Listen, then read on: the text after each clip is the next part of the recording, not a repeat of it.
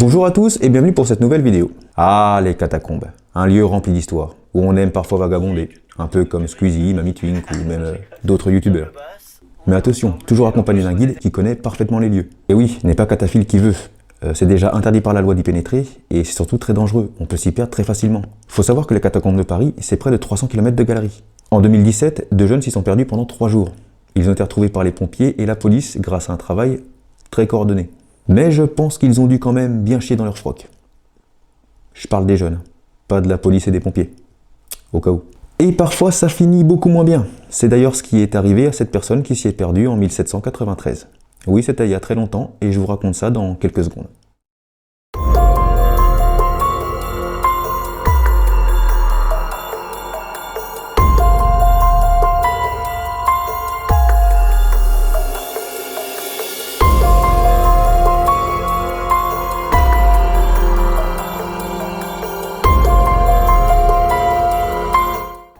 Philibert Asper était un portier du Val-de-Grâce qui était à l'époque un hôpital avec couvent.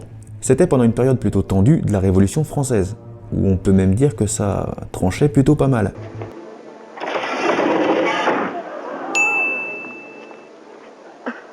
C'est ma 8e vidéo et ça fait déjà 3 où je parle de guillotine. Philibert se serait donc aventuré un soir de 1793 dans les catacombes de Paris. Alors faut savoir qu'à cette époque, c'est pas encore les catacombes comme on les connaît, c'est des grandes carrières souterraines de la ville de Paris. Et tout ça grâce à un escalier situé dans la cour du couvent. Philibert ne préviendra absolument personne qu'il a décidé de faire une petite sortie nocturne dans les futures catacombes de Paris, et bien sûr complètement seul, ce qu'il regrettera très vite. Car on suppose que ses projets n'étaient pas très honnêtes. Il serait parti à la recherche des caves du couvent de la Chartreuse, qui se situait sous le jardin du Luxembourg, pour y trouver quelques bouteilles de liqueur, la Chartreuse.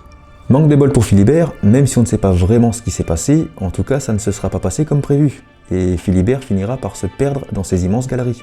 Il tournera pendant des heures, voire même des jours, à la recherche de la sortie, mais malheureusement pour lui, dans l'obscurité la plus totale, il ne la retrouvera jamais. Et vu le bordel qui règne dans Paris pendant cette période de terreur, sa disparition sera à peine remarquée. Quelques petites recherches seront menées, mais ça ne donnera strictement rien. 11 ans plus tard, en 1804, des ouvriers descendent dans les catacombes, pour mener des travaux. Et il tombe nez à nez avec Philibert. Il était accroché au plafond, complètement nu. Sa tête se mit alors à tourner sur elle-même à plus de 360 degrés, tout en fixant les ouvriers et en se rentrant un crucifix dans l'anus. C'est alors qu'il se mit à leur raconter des choses extrêmement bizarres. Comme par exemple, j'ai baisé toutes vos mères en enfer, et le premier qui bouge, je le fume.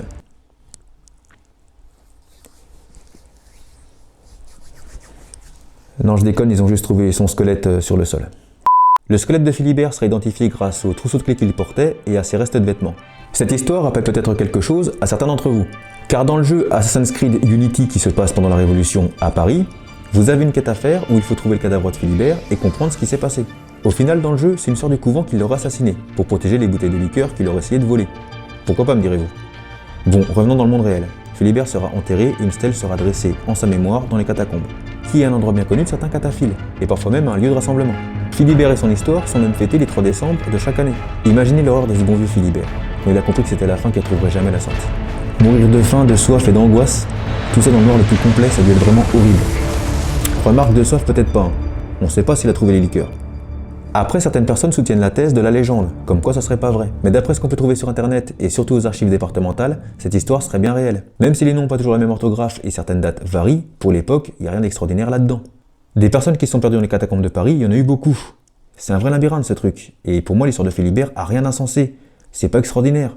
Donc voilà, si un jour l'envie vous prend de vous rendre dans les catacombes, faut être sûr de trouver la sortie à 200%, sinon vous mettez pas un pied dedans. Ou alors vous faites comme tout le monde, vous allez à d'Enfer Rochereau et vous vous payez un ticket. Là, vous serez sûr de ne pas vous perdre.